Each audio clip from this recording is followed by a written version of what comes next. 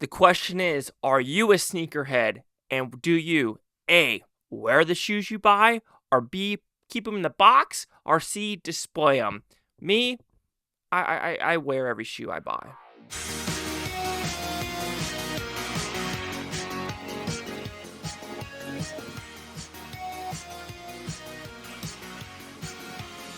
Chase Lee Hockey here at the Blue Futon reviewing sneaks. So what's about pretty simple premise? You have a kid who wins a pair of sneakers. Apparently these are one of a kind, only one in the world. And he refuses to let them go because these are going to make him be like Michael Jordan, LeBron James, Kobe Bryant, because these shoes apparently make a difference. So kind of like Mike, but in a cartoon form. These sneakers can talk, and now they've got fallen apart because one wants to be with the kid and one wants to be with the collector, because the collector is the one that collects all these shoes, make sure they're all prestige, right? But now it's going to be a cat and mouse chase between the collector, the forger, other shoes to get him back to the boy. And his conscience is going to grow throughout this story. So, did I like this film? Honestly, I did not. And for very specific reasons where I think it's the writing. Sure, animation, I could fault any movie for having bad CGI, bad animation in general, because what if you don't have the budget, but you have a good story to tell? Sure, I could absolutely understand that. The voice acting in this movie, there's a lot of people I didn't know. I only know Laurence Fishburne. I knew Keith David. I knew Martin Lawrence. I knew Anthony Mackie. But everyone else must have been like new school rappers that I have not a damn clue who they are. So, I mean, the voice acting I knew was pretty good.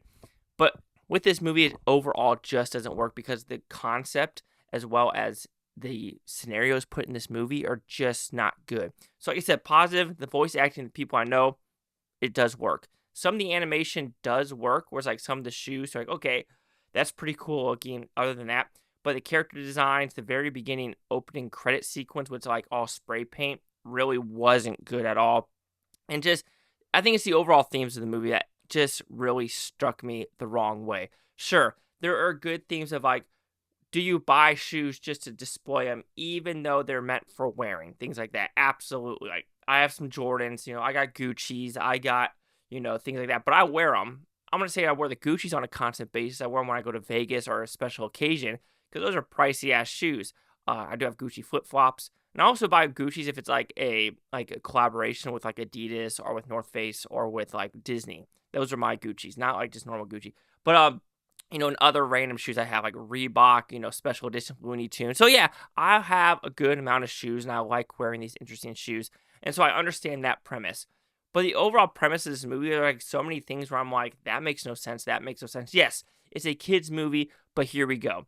The kid, wins the shoes, right? The collector probably offers him like $10,000 in cash.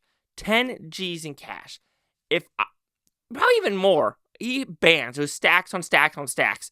And if I was the kid, I'd be like, well, I could just go to the store and buy probably better pairs of shoes because A, these shoes, if they're like LeBron's aren't basketball shoes. If you ever try to play basketball in LeBron's, it's literally impossible. They're the heaviest freaking shoes. That's why you go with the Dames. That's why you go with, other different shoes. I really like the Dames from Adidas. The grip on those are pretty freaking fire.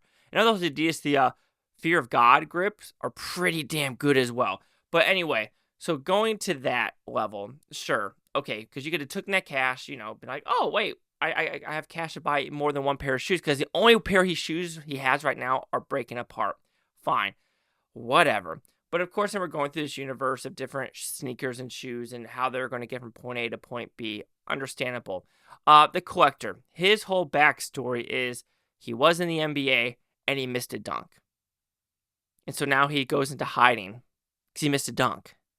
Bro, Ben Simmons is still in the NBA. Simmer down. Like, if you miss one dunk, you will be okay. I promise. You will be okay.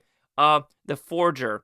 He's like the only white guy with tattoos in the movie. I don't know if he was trying to be like a horrible Machine Gun Kelly. I don't know who that person was. But the forger is basically, he takes shoes and he forges shoes to make, he's almost like the Chinese market. I don't know what that movie was, what they were trying to say with people forging things left and right in this movie. But the movie just doesn't work on that level of, it doesn't give the right message either of like, these shoes are really going to change your life. No shoe changes your life, your personality, your talent. You're willing to drive, succeed. Yes, you could be a good volunteer person and, do things with the high school game, which this has a good message of volunteering at communities. Absolutely. Good message there. But the message that these shoes are the one thing that's going to make you succeed in life is a very false flag message of like, there's plenty of people. You think Michael Jordan started off with badass sneakers? No. LeBron James? Probably not.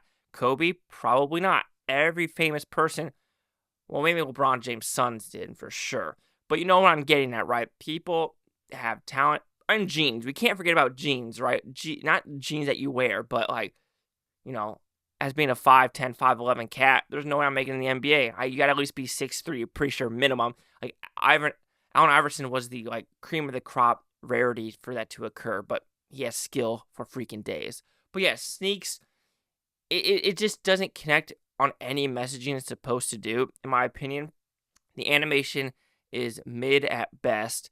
The voice acting mid at best. But everything else in the movie is very below mid when it comes to the story, the characters, the scenarios, and everything like that.